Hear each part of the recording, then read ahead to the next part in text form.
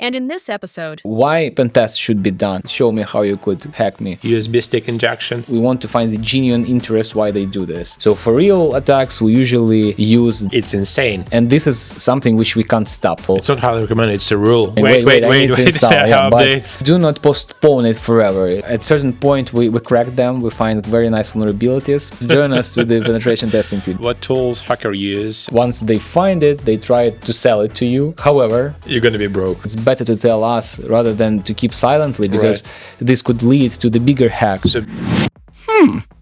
Be careful and trust no one. Yeah. But let's get back to it's clear why pentests should be done. It's clear that they should be done as soon as possible. Despite I believe that it's not always the right first step. If you never did anything in cybersecurity and you start from pentest, there are better ways. So let's talk. Where should you start in cybersecurity? Yeah.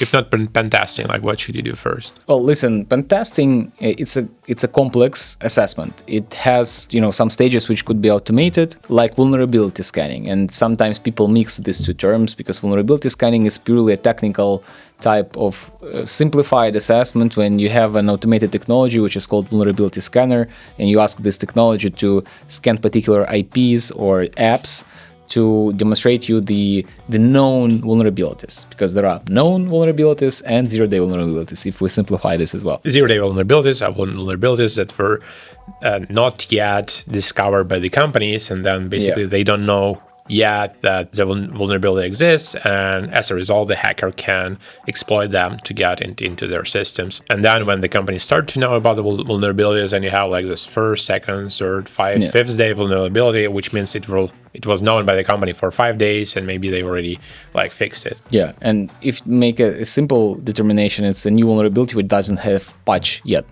so it's very hard to close it. So the vulnerability scanning app, it scans the application, and you already have the list of vulnerabilities which it could define, and it is usually known vulnerabilities. It's just nobody cared before and nobody has mitigated those, and it's sufficient just to install the latest update, and that's it.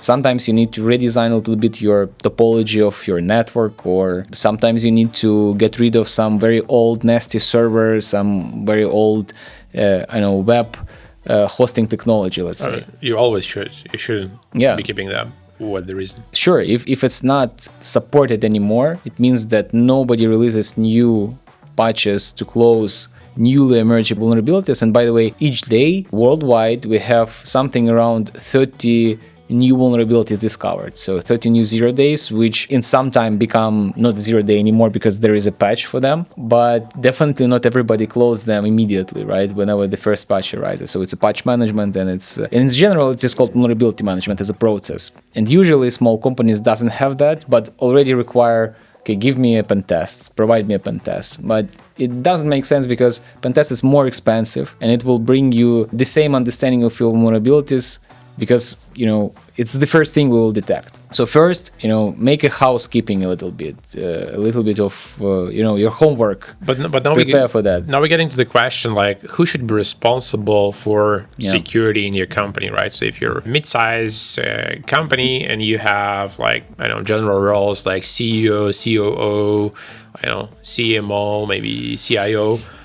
Who should be responsible for security in your company? Well, nobody has invented anything new, and it should be a Chief Information Security Officer, CISO. Another thing is that there is a huge talent shortage in the industry. We have we're reaching almost 5 million people of talent shortage in cybersecurity. And sure, it's hard to find your CISO for adequate salary, with good knowledge, motivation, etc. But still it's possible. Yeah, good CISOs, they tend to select job offerings from bigger companies, because bigger companies usually have better budgets, better project scale. It's more interesting usually to work for larger companies, etc. But it's not the rule which is fair for 100% of cases. Sometimes CISO select smaller companies as well. But if not, there is always a virtual CISO services, which we also offer. Sure, yeah, it's a subscription for that particular expertise which you are missing in your company right now. It could be a temporary solution until you find your own CISO. Or it could be, with some clients, we serve them for many, many years, and they're comfortable with this approach. They're comfortable with this ratio of how much they pay, how much they get, and they always know that we're having their back in case of any attack, incident, compliance request from their customers, whatever. They could always reach out to us, and we know how particularly everything works in this organization, how good they are with those controls, how good was the results of previous pen tests, etc., and we interact. But anyway, CISO should plan the pen test, right? Ideally, or as a second line of defense in the sense, it should be CTO or technical team, because they understand how cyberspace in this company operates. But they also should have kind of injects or inputs from the business C-suite. Because the risk is not always about vulnerability itself. It's about the consequences. It's about the probability. It's about the impact. And these things, only business knows well, right? So CEO ideally should come to CTO, involve or CISO. Yeah. And they all together need to come up with a couple of scenarios but it's easier if you have risk assessment done, right, for your organization, cyber risk assessment, which is, by the way, the number one stop for virtual CISO, because without having your risk picture, virtual CISO can't effectively move, and any other CISO as well. So basically, the first step in doing your cybersecurity is doing the risk assessment. Risk assessment. Okay. The second I would suggest to do, there are. So cybersecurity, it's the number of what we call controls. Controls, this is, they could be of a different nature. They could be organizational, they could be technical, they could be kind of the synergy of both. And there are best practices and numerous standards, like SOC 2, the one you passed. And it's just, the number of things you need to do in cybersecurity in order to say that you are you care about cybersecurity. And after risk assessment is done, I would really recommend to have a gapping against, any best practices of your choice, any set of rules for cybersecurity. Like you need to have role-based access control, you need to have vulnerability management process, you need to have, this and that. And when you understand, okay, this is my gap, I have only, let's say, 20% of what is required, 5%, 50, whatever the number is, plus you have risk assessment, you understand the risks, and you could, map it all together and say, okay, this is my gray zone, again, colors. This is the zone where I feel I have the most risk, and probably you should focus with your pen tests on that zone. Another example, again, it's what is the business driver for pen tests. Maybe you want to check how good your current defenses are, so you need to focus on those controls which are already implemented and those risks which are kinda mitigated, and you want to check how good they are mitigated, right? So what you want to achieve with pen test, to show you how you could be hacked, and you don't know the scenarios, but I would say, like, you don't know how the company is going to hack you. I think, so the reason for the pen test is to basically figure out where the risks are to be hacked always, right? So this is where the holes in your wall, in your firewall that you built, like where are the cracks, where are the holes, and then you just go and fix them, right? Yeah, but again, if your main goal is so broad, like show me how you could hack me, usually you would have less digestible results. No, of course. But right. as you mentioned, so you have this different types of testing, starting from social engineering, like having some people entering your office and doing some USB stick injection, from like testing your APIs or testing your application, or testing your devices, right? So you might prioritize what is most critical for your specific companies. If you're, for example, if you're a remote first company and you don't have physical office where you gather all your people and all your servers, probably, right? So everything is in clouds, like people are at home, then maybe you want to start with your API testing, or so depending basically on type of company. But type also, setup. It's not always you want to test the controls you have. You want to test sometimes the team, which needs to be able quickly react to any type of incident, which is partially could be red teaming, what we just mentioned a while ago. Or in general, you could say that the focus or current pen test engagement is to check our defenses here, here, and here, because we recently have implemented something new. We want to check on practice how good it is. And if you give this input to pen testers, you would receive much more clear results. We would work much more closer with your expectations. And essentially the first week of discussions before we actually start the pen test, it's always, I insist, we always have this with our clients. We want to find the genuine interest why they do this. We want to find the genuine kind of focus what they want to achieve. Because eventually pen test is a business consulting. It's not a technical, purely technical exercise. It's about managing the risks. It's part of your risk management strategy. It sounds boring, but it is. But it is not so boring. But it's important. Yeah. So let's maybe split the pen test process into phases, like what phases are typically conducted, how much time and effort they take, and later we're going to talk how much it costs doing pen tests versus not doing pen tests. So let's start with phases. Like, where do we start? So there are multiple scales or methodologies which describe both the real attacks and the ethical hacking scenarios, ethical hacking methodology, and obviously ethical hacking methodology, it's very close to how the real attacks happen often, right? So for real attacks, we usually use the cyber kill chain, which was developed by Lockheed Martin Corporation, and the ones who create Tomahawk rockets and many other military stuff. They also, when the NATO has accepted the cyber as a new frontier, the first one. Before that, it was only water, land, and air. Now we have cyber. It's official. So we have 4 warfares on which the war theater could basically operate. And we see this like it is real based on the Ukraine-Russia war. Absolutely. Like how many it's cyber attacks. So goddamn real that... And this is, by the way, also the coming back to the issue of cyber hygiene and understanding of the people. The majority of people, even in Ukraine, they do not fully realize the potential impact and consequences. Not saying about neighborhood countries and especially those which are distant from Ukraine. And this is what we as cybersecurity guys need to explain to our employees, to our customers, to employees of our customers.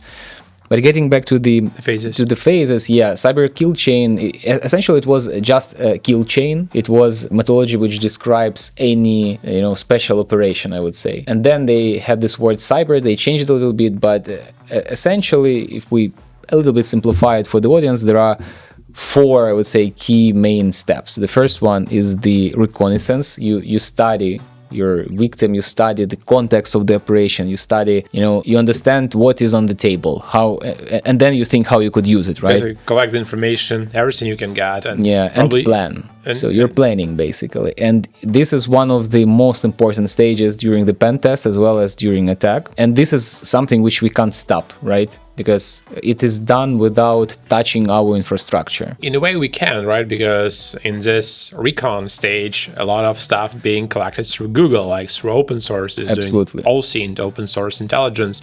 And nowadays, like the type of information you can get just by simple Googling, it's insane. And specifically, like the more employees you have, the more they post online, the more they post on Instagram, in LinkedIn, right? You can just go to, for example, to your CISO profile or the CISO profile of your target company, and then you go and see like which type of certifications he has or which type of skills he lists, and you can say, oh no, I know like what are the main like topics where they focus their cybersecurity, which means maybe there are something they don't, and then you can simply use that information just collected from open source to then actually attack. You're absolutely right. And this is the big issue, the fact that people do not really often kind of fully realize what the consequences of posting even not always very private data to the internet is. And in our work, again, why I say reconnaissance is very important is because you could go to the website of the victim, of the target, better to say here, and by downloading just, those PDFs which are attached to this file, to this website, or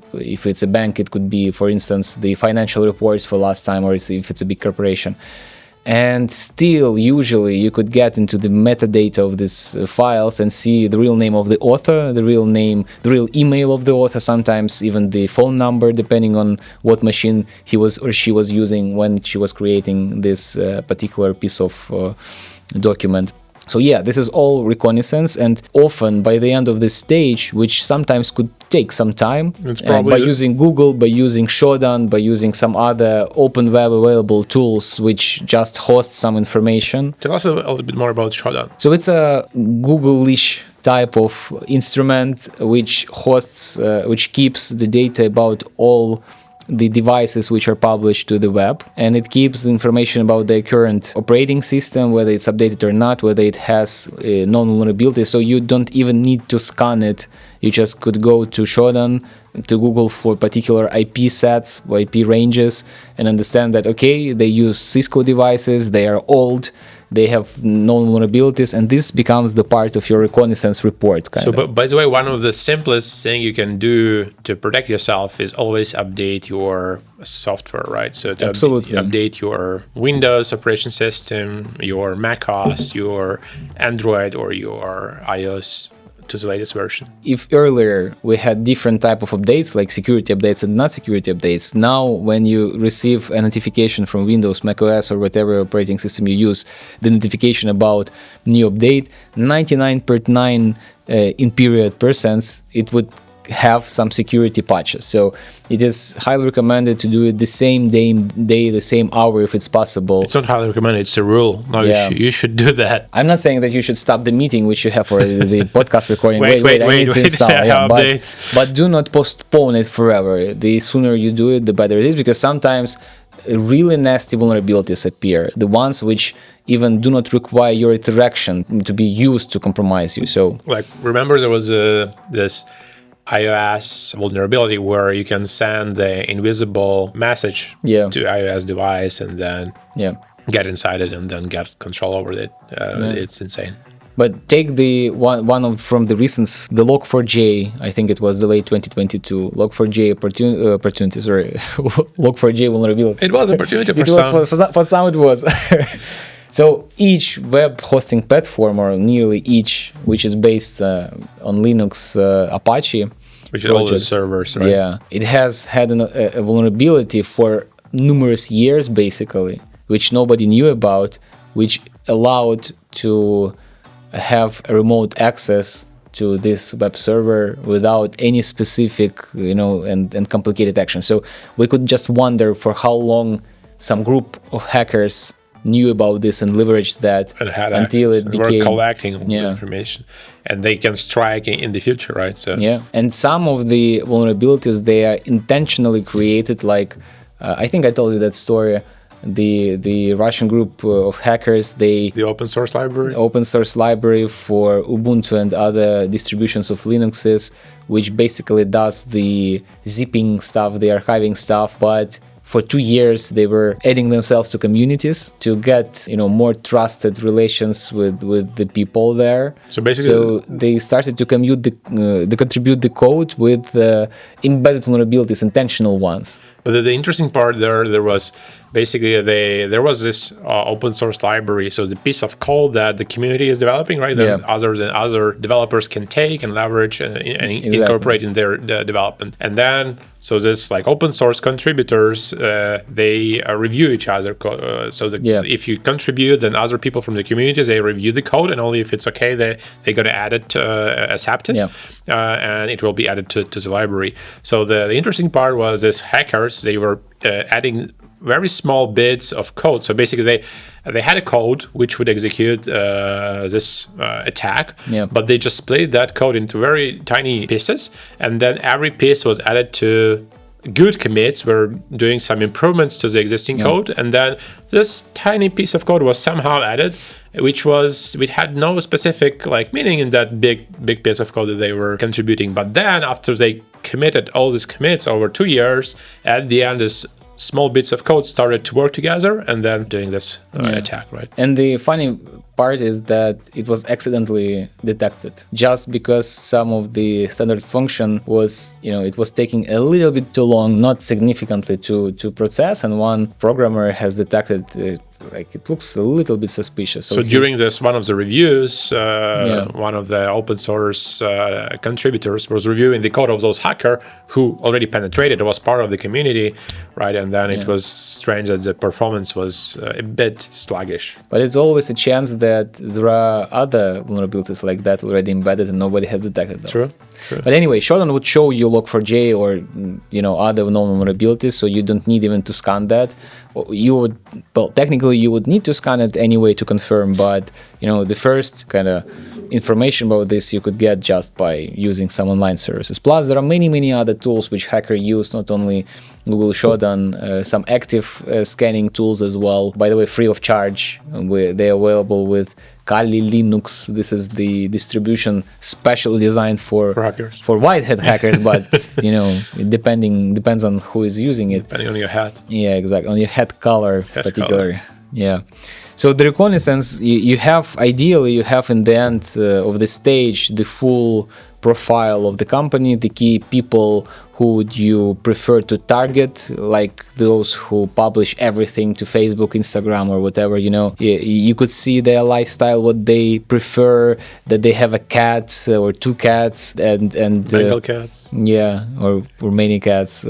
They have red car, and something else, 5 kids, and they go to those schools, etc. So you could really craft a very naturally looking spear phishing scenario to make them believe. The one I recently heard about was from penetration tester who was basically hired by an executive to penetrate the company, and then he just, by Googling, he found that that executive of that company was 3 months ago, he was at the conference and doing some speech, and then he just this hacker randomly picked one of the speakers here and just impersonated him by just creating a Gmail account or whatever, and just send the email to the CEO of the company and saying, "Hey, remember we were in this company 3 years ago. Here I prepared some stuff that might a document might be interesting for you." And then just he clicked on that link, and that was a phishing link or spear phishing link. This is a great example, absolutely. Or the whaling link, by the way. When you're fishing for the big fish, you call it whaling. So when you spear phishing CEO, VIP spear phishing, it's called whaling. Yeah. Okay. So after you did this, you know exactly how to move during the active phases of your journey. The second stage would be basically penetration, right? This is the first stage when the hacker contacts the infrastructure, contact the victim, the target. Engagement. Yeah, this is the point where we could start detecting them as a security guys, right? But again, unfortunately, we already lost the war for prevention. We can't prevent all attacks. We're fighting basically on the field of early detection. So they will be inside sooner or later, and our task is to find them as early as possible. So anyway, the penetration or delivery it is also called sometimes because you deliver some payload, some virus, some piece of software which would help you to keep inside this infrastructure and to pivot your next actions within that infrastructure. 80% of payloads are currently, and it's always been like that, delivered by email or other phishing type of scenarios. So phishing is number one for this particular stage. So phishing basically is an act when someone pretends to be someone else or basically sends you some piece of information that urges you to do some action, like click on some stuff that will then... Click, open, go to this URL, enter your password. There are so many specific scenarios which, the white hat and black hat hackers, they're very... creative? Absolutely. This is the right word which you just, steal from your from the top of my mind. From the top of your hat. From the top of your white hat. Yeah, they're very creative. The hackers, especially, and you know what? That if we take the black world, the black hat world, they have everything structured. So they have people, and they have group of people. They have companies who focus on different stuff. Some companies, they build the payloads, the viruses. Some companies, they only do phishing, and they are very good at that. They craft the scenarios. They are great at impersonating people. They have lots of registered domains which looks like legit, but they're not, and they They build trusts between these domains with others. So for any security tools which you have, those domains would look like legit, and many things what they do. And by the way, if we're talking about payloads, despite you would use CrowdStrike, McAfee, any type of EDR antivirus software, there is all software, including security software. It's not perfect, and it could be evaded if you focus enough on building the payload, which would evade particular type of antivirus. So they spend time on understanding, and maybe they already know from the Reconnaissance that you have purchased, let's say, McAfee or whatever.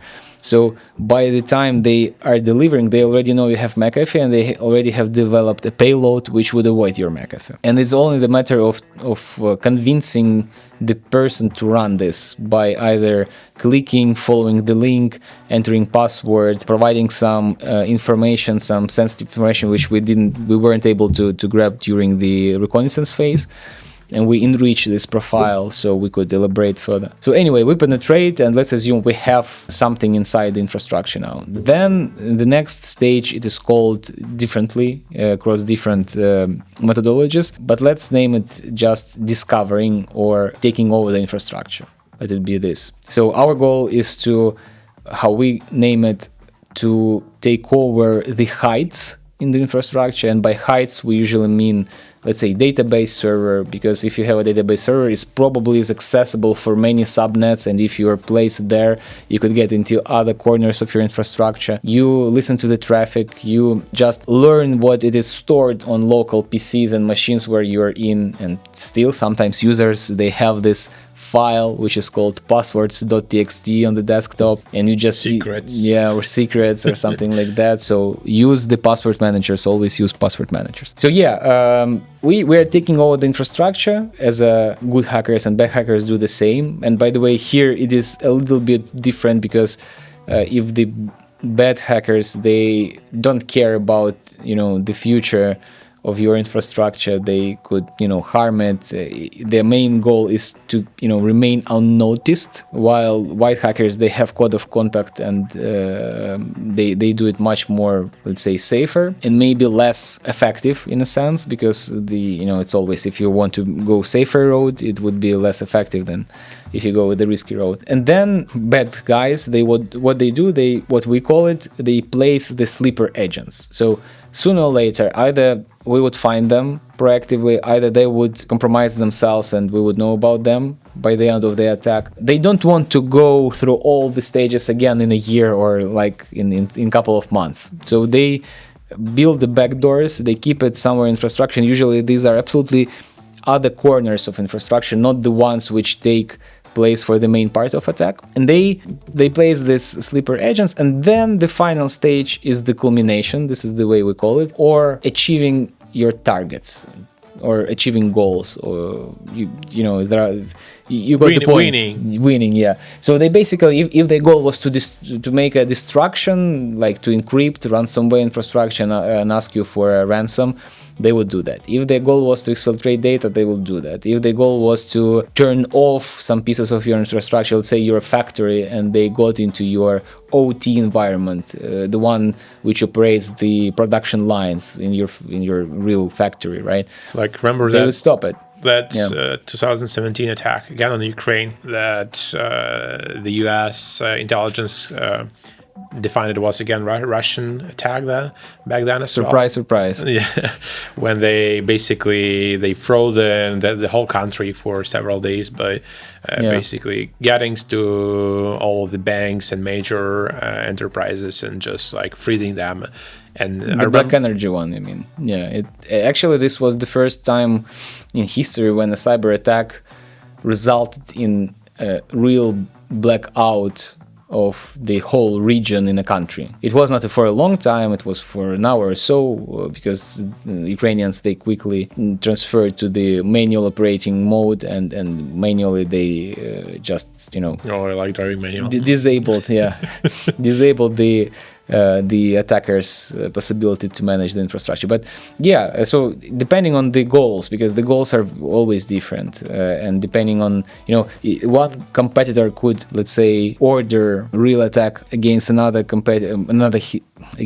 his competitor, and he wants them to stop the production. Others, they want trade secrets. Others, they want to be listening there for a while, so maybe they would just be reading your email, and you wouldn't see any impacts on your infrastructure. And this is culmination, right? But in 90% of cases during the culmination phase, everybody understands, okay, this was an attack, right? And you see it in use. You see that yesterday, like this firm, this industry, it was heavily attacked by some group. Maybe the attribution would be also announced, but usually it's later. But very few people understands all this path that was taken before, right? So essentially, penetration test, it's about reproducing this, usually in smaller scales, because to make a real cyber attack is quite expensive. If you do it qualitatively, signing all the papers, keeping it incognito for the most of the company, it's harder to do it the right legit way than when you do it as a hacker. The second could be called exploring. The third one, after you penetrate it in, we also usually use this term, like you exploring within the infrastructure where you get in. But what's also interesting could be is to mention that when you do the white hat engagement, apart from the colors of the box, there is also, which basically represents the level of knowledge of the penetration testers. There is also the level of knowledge about the attack for the company which orders it, right? So it could be visible, fully visible for them. It could be implicit, like the customer or the SOC team or the blue team of the customer. They know partially that in this time frame they would be attacked, but they don't know where and when and how particularly. And it could be kind of blind. When they don't know anything, we don't tell them that we have bought a pen test. And this also delivers very different results, and it could be so fun when, especially, it's blind. It's the best, yeah. Yeah, and we had a case when the large institutional bank required a pen test. It was a black box, fully blind. So they were not able silently to create user accounts for the internet banking, for pentesters, for us. So you need to go and create I went and opened an account for my name, and at a certain point we cracked them. We find very nice vulnerabilities. And one of our pentesters decided to check it by placing the banner, "You've been hacked," and it was... Basically, we were finishing already this engagement, so it wasn't blocking us, but he did it. Then we said, okay, please take it away, because there could be consequences, because this is a blind test. This is, people over there don't know. They would, they would start acting now. And they did. And the only thing which saved me from, being taken by police is that at that bank, finally, one of the IT guys, he was invited to the very, very broad meeting with the high executives discussing this particular hacking case. And he accidentally saw my picture in front of my name, because I needed to use my password, and they had my password. And said, I know this guy. And this what saved me from, being accidentally put in jail for a day or so. But you had some kind of letter of engagement? Sure, we had all the docs, and probably I wouldn't go to the jail, but by the probability. By your smile, I see that you don't mind. I definitely mind it. It's always fun, because it's not a very straightforward and the type of job which you could forecast, all next actions. You are operating depending on how previous steps were done and what you have achieved. And the blind test, black box blind test against big corporations, it's very, especially with having social engineering component, it's goddamn fun. This is how you see whether the person likes their job. Yeah, join us to the penetration testing team. And what a loss for the black community. Thanks God. There's always be people willing to, unfortunately, again, getting back to the society psychology, there's always be a black guys. Our goal, by the way, we work with young people starting from the not so early, early grades in university, like from the second, from the third, and we doing our best to keep them on the bright side, motivating them to Yeah, Jedis. Okay, we did the exploitation. So in the patent test, we get to the exploitation, and now we're getting to the most boring part, the reporting, right? So as a pen tester company, you're gonna write the report to your customer about what was done, where the cracks and holes are. And here, actually, the last time we mentioned this, like here where you can use AI, right, to help you collect those reports and visualize the data and basically do this boring job for you, right? Yeah, this is one of the implications of AI for cybersecurity, particularly for penetration testing. The issue is that if it's really professional, complicated engagement with the business consulting component, when on the scoping stage, on the stage 0, basically, you developed the scenarios with the high-level understanding of how everything is going to happen, and particular scenarios with the top management, you would probably have bad times with AI helping you to, craft the right reporting. You still need to make conclusions as a human being.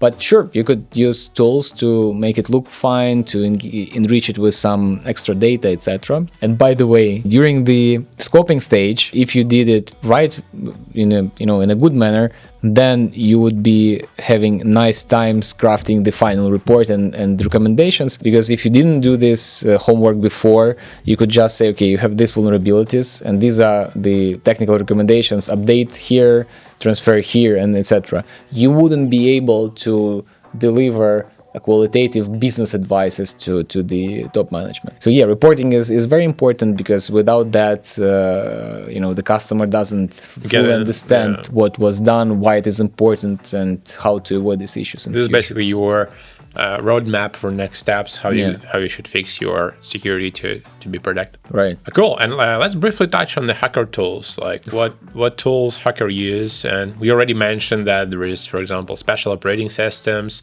basically developed for white hackers, but basically any hacker can use it. And probably white hackers and black hackers use the same tools often. Absolutely. And the better hacker becomes, the more tool of his own he develops. So in Kali Linux, I don't know the exact number, but I think it's more than a couple of hundreds of different tools which you could use for different purposes. Like there are a set of tools for Wi-Fi cracking, set of tools for social engineering techniques for different ones, starting from crafting the message itself, embedding the link, creating the payload, delivery, mail servers, and all this stuff. There are special things for exploiting the vulnerabilities, like the Metasploit framework. There is a burp suite, a special tool for working with web and mobile applications calls, when you could interact, like you send a request, but before you get the response, it gets and freezes into this tool, which helps you to modify requests and responses, and you could play around and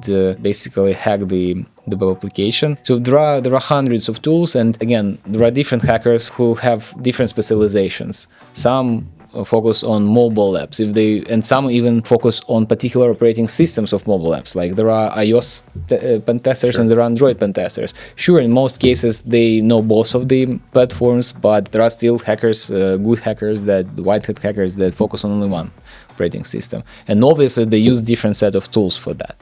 So in most of cases, it is for the discretion of the particular expert to choose the set of tools he needs to make a qualitative work done. We could only buy a couple of licenses for expensive software for them, like vulnerability scanners or burp suite, which I mentioned. But other than that, they craft the tools by themselves usually. Let's talk about real-world examples, like how companies proactively do testing of their security, and also, those big corporations, they usually have this bug bounty programs where they basically ask people to hack them and give them permission to find vulnerabilities, and also those platforms where you can find those programs and basically earn some money if I want to be white hacker, you want to help them to be more secure, right? So I don't know where we start. Maybe we briefly touch on the bug bounty programs. Absolutely, let's do that. It's a very interesting approach on managing your vulnerabilities, for sure. And essentially, the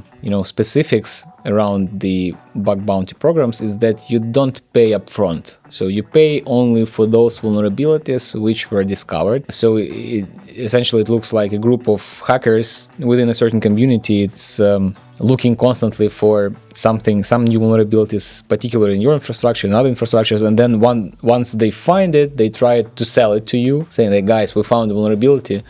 Do you want to pay to know the details, and you could repair it, mitigate it? And it's great. I would suggest to have bug bounty platforms, bug bounty approaches for most of the companies. However, you need to understand, if you don't have a mature vulnerability management process, if you don't have penetration test programs, which you do, you're going to be broke. You're going to be broke because every second bug bounter would come to you and say, I found vulnerability. And once you stop paying them, it's also the violation of code of conduct, right? So then they're going to attack you. Probably they won't, but they would, spread the word that this is a not trustworthy company. Don't engage with them, right? So this is where your bug bounty program stops. So basically, it's probably more for larger corporations, right, which already have the huge security teams and invested a lot of covering all of the holes, right? But still, they are so big and they have so many, like, the surface area is so huge that they do these programs. And if you're a white hacker, you can find them on those bug bounty platforms, right? Yeah. So one of the biggest ones are the HackerOne and Bugcrowd. Right. It's like 1.5 million people from all over the world are on those platforms as of today, and basically doing their hunting for bugs. Yeah, but I would also add that it's not only about the size of the company for whom the bug bounty approach is applicable. It's about the maturity. So you could be small, you could be middle, but if you have, your SOC 2 compliance, if you do pen tests regularly, if you do have most of the controls implemented and vulnerability management control in place, then why not? You're absolutely applicable for bug bounty. You just need to keep in mind that if they find something and you promise to pay $500 or $5,000 for critical vulnerability, then you need to pay it, right? And on one hand, it sounds like amazing. Okay, you don't pay for nothing, because this is, by the way, the key difference with pen tests. Pen tests, it's the engagement, you pay for the consulting, not for vulnerability.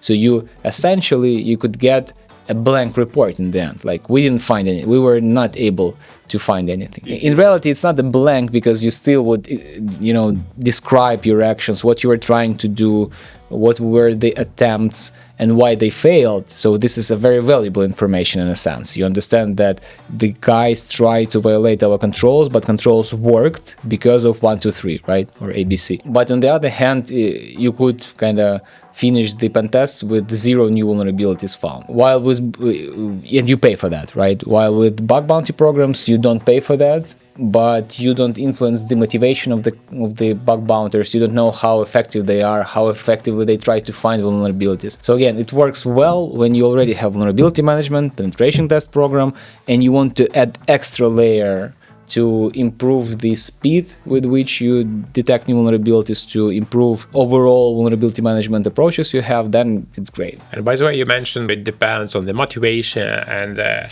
qualification of the hacker, right? So how do you ensure that you pick the good penetration testing company or good? Yeah, it's a very tough question, I would say. Unfortunately, in the industry, you don't have too much of instruments to distinguish between bad and good pen testers. So the two main things you could focus are the certifications, which the team members which were designed for your particular engagement have. So there are recognized certifications, there are certifications which you could get by passing 2 or 3 hours exam, or there are certifications which you could pass after 70 hours of laboratories, and you are limited in time, and it's really hard to. It takes you literally 70 hours to get this certification during the exam only, not the preparation. So select a set of relative. What are those certifications? Listen, there are hundreds of them, and in different parts of the globe, different certifications are recognized more or less. There are some, I would say, kind of standards which are recognized everywhere, like from Offensive Security. Offensive Security, this is the name of the vendor who produces this certification, and they have lots of sub-certifications. Like Offensive Security is the vendor, but they have OSCP. This is a professional. P stands for professional, like Offensive Security. And then they have OSWE, like web penetration testing expert. Then they have, some other grades. There are 5 to 7, the most spread from offensive security. Then we have the EC Council. This is the Asian/European vendor who does the certificate. It's considered to be more easy one, but at least provides the understanding that the hacker, the white hat hacker, they know the basics, they know the code of conduct, how to do it right, etc. And there are some very specific things like CREST certifications. For instance, they're very influential in UK and in the Western Europe. They are very rarely demanded from us in US. So it depends.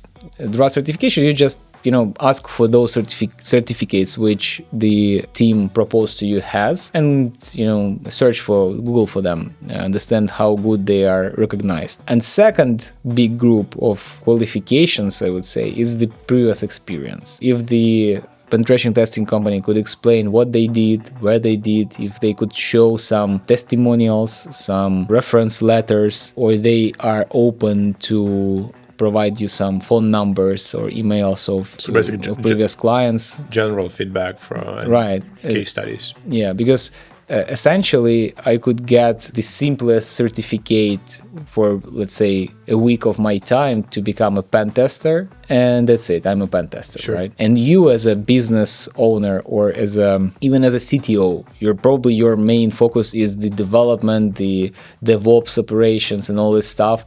You're not the best hacker ever, and it would be hard for you to distinguish, okay, this guy who passed this basic certification, is he really good or not? So 2 things to focus: the certifications and the previous experience. Plus, it's not the mandatory one, but for instance, we always insure our professional liability. So if something goes wrong, we have insurance, large one, which covers lots of costs in case we made some damage due to our actions or inactions, right? If we didn't find something or didn't fully disclose the details of vulnerability and it eventually influenced something. So yeah, these are the main, I would say, parameters. Cool.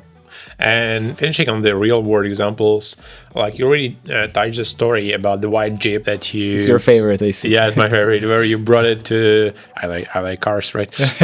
So when you brought it to the office building, and then can you tell us a bit more, like what were you trying to achieve there? Like, was that car standing in front of the building? So that was a comprehensive one. It was a multi-directional, I would say, engagement. Actually, we were trying to employ our pen tester to that company.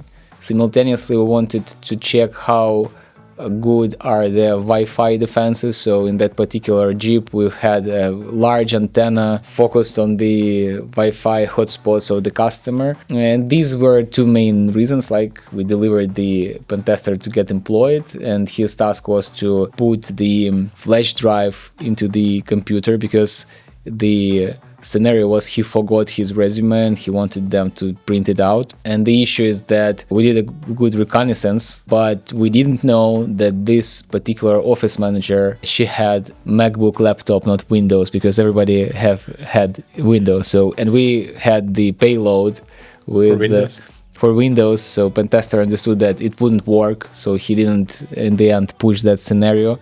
And this is, by the way, what happens very often, right? You plan this scenario, you don't know all the details, and you could, mess up something in the end, and then you probably won't be able to come second time for the same job interview, right? But you have another guy coming with a macOS payload. Yeah, but then you need another guy, right? So it's not so easy sometimes as well, because you have a group of people who work on the project, they know all the details, and then suddenly you need to change the team. But anyway, yeah, it was very interesting. The fact that it was staying there for so long and nobody, asked, knock knock, who there, it was also an indicator that they didn't bring too much attention on the external perimeter, in a sense. Yeah, it's not a cyber perimeter, it's a street, but we were like literally 2 meters from the entry door. We were standing for a couple of days there. So they need to improve their physical security capabilities, which would help to improve cyber in the end. Yeah. And like, do you think this is a CISO job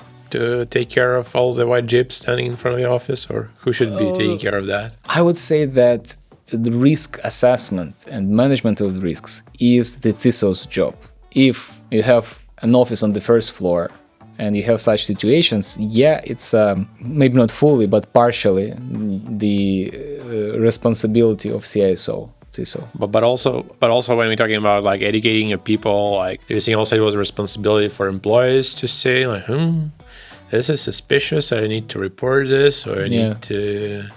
So like, and in this situation, in the ideal scenario, like how would you say like the employee should go to CISO and say, hey mate, like I saw some white Jeep standing there for 2 days, like do you think what's that? People, your employees are, as we say, the first line of defense. They should be comfortable to share any type of such information with you, or, over those channels which you describe, right, in your incident response or incident detection plans. So goal number one is to explain them how they could detect and what they should be detecting. It shouldn't be a complex stuff. It should be something easy. And the second, they need to feel confident that if they come with it, let's say you got the email and you accidentally clicked on the phishing email, 90% of people would try to avoid saying it to security guys because they would be afraid to feel stupid and ashamed. To feel stupid, shamed, or they would be responsible. Exactly, they would be afraid to to take responsibility for that. But if during the cyber hygiene trainings you would communicate, guys, sometimes it happens, it's life, it's not a big deal, it's better to tell us rather than to keep silently, because this could lead to the bigger hack. So basically, if you kind of promote it and you praise people for reporting, and even like reporting their own like mistakes, right? So it's fine, it's good. Thanks for reporting, mate. It's good. Keep doing that.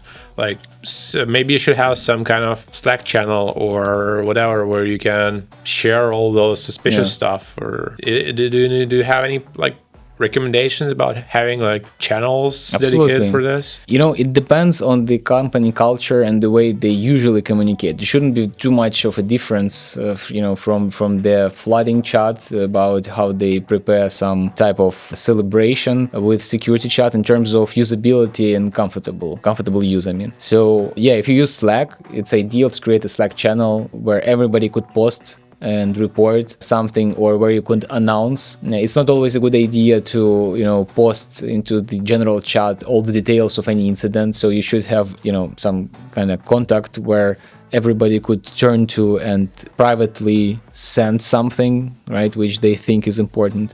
But absolutely, you need to build these channels, you need to communicate that these channels exist, you need to encourage to use those channels, and you need to train to understand when, under what circumstances to use. Because we had also some cases when companies and employees, they were so excited because we implemented together with the customer some gamification, which, by the way, this is a great way to encourage people to, contribute to cybersecurity, the gamification, and they were winning some scores, some prizes. It's actually internal currency in this company, which, during the corporate parties, they could exchange for something, like for extra holidays or for some presents or whatever it is.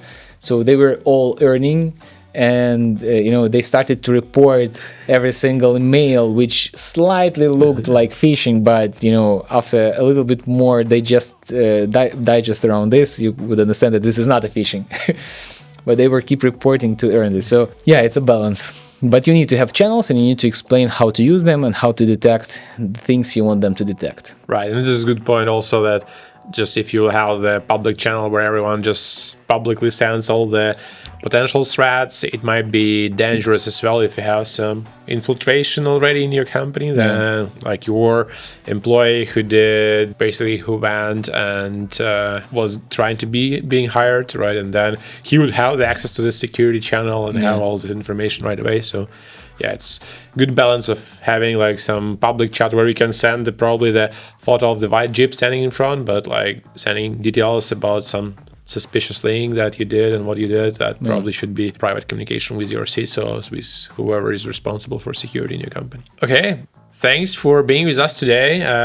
Let's distill the main takeaways. So the first thing I get from this episode is that thinking about cybersecurity, you should do it as soon as possible. And the first thing that you do is probably define who is the owner in your organization for all the cybersecurity stuff. And ideally, it could be the separate role, right? Like CISO.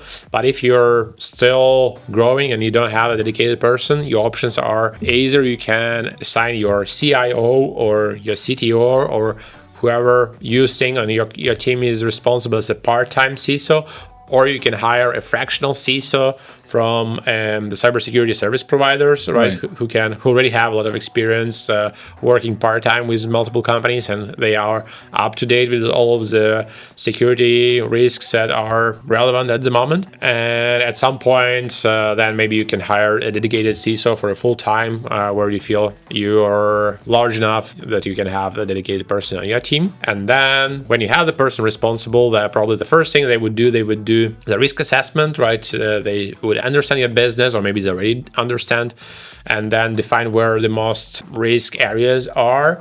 And then for those areas, they would, or they should, and probably they would, construct the types of tests and strategy for those tests that make sense to perform. And only that, they would do probably internal testing and define those area and try to fix the problems they found. And then they would hire the third-party company, right? So someone that is not from the inside and who has experience in penetration testing to basically try and penetrate their company and try to find more areas for attacks and more holes and cracks in your security walls, right? And then as a result of that test, you will get the report, which will say like, these are the problems that you need to fix, and then you go fix them, and then probably you go for another test and so on. And then at some point you probably would also want to get the certification, which typically for the US would be SOC 2, for Europe probably would be ISO, which will give the official certificate that you did everything right and that you're secure and that your partners and your clients can trust you, can continue working with you. So that was my overall take. Like, Art, what would you add to this? What one small thing that you as a company executive can do to protect your company? My favorite slogan for the last 5 years, I guess, Trust no one. Yeah, this is a new one. Trust no one for sure. But the one which I wanted to say is that it's never too early to start caring about your cybersecurity. And it's never too late. It's never too early, because I see a lot from small companies that they think that it's not the right time, we don't have enough resources, funds, etc. You could start doing security without investing lots of money. Right.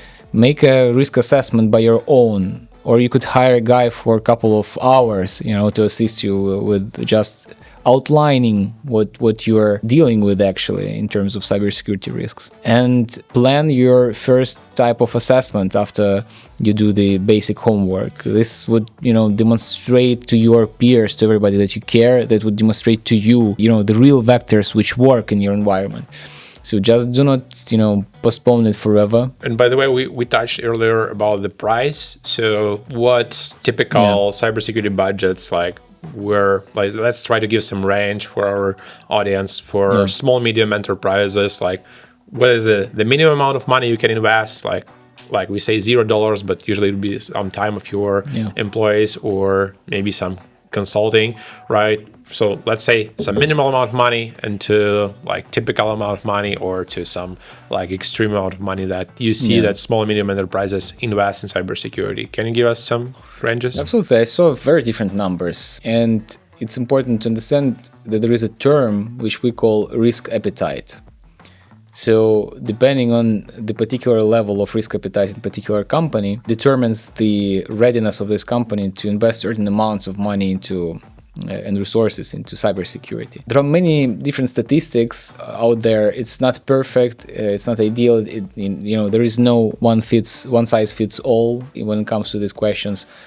So according to the statistics, some companies spend from 5 to 10% of their IT budget for cybersecurity.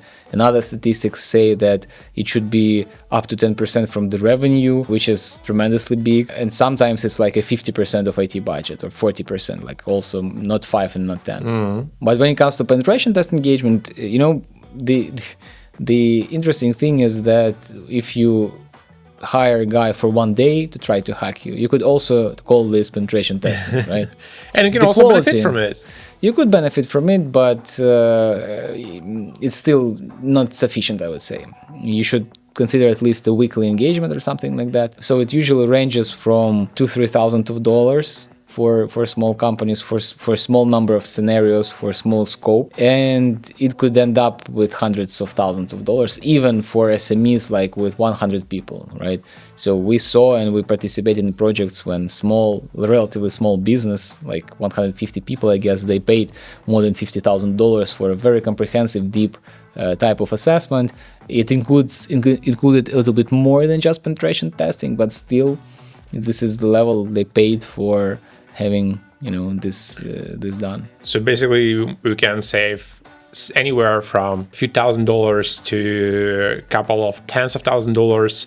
Yeah, is a budget that you can start your cybersecurity investments, and they usually pay off. Right. So thanks a lot for being with us on this amazing note. Yeah, guys, thank you for being with us. Join us to the next episode. We're going to talk about compliance, I think, or maybe something else also interesting for you, I hope. And it was a great time. Thank you for having us. And we're going to give some more coffee to Artem to being not so sleepy kitty as he was today, but it was cute. Thank you. Cheers. Cheers.